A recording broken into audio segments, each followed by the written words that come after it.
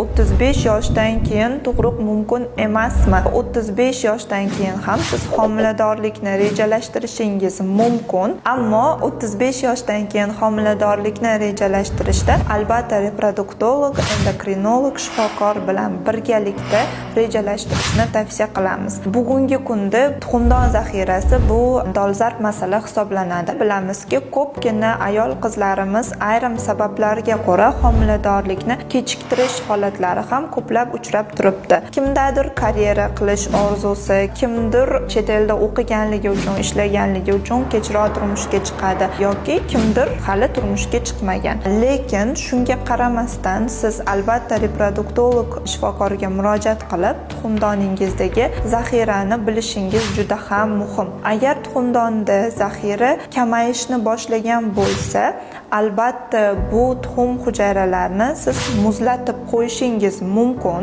Keyinchalik turmushga chiqqaningizdan so'ng bu tuxum hujayralar hujayniza urug'lari bilan urug'lantirib, embrionlar hosil qilinib va hosil bo'lgan embrionlarni bachadon bo'shlig'iga qo'yib, siz homiladorlikka erishishingiz va farzand dunyoga keltirishingiz mumkin.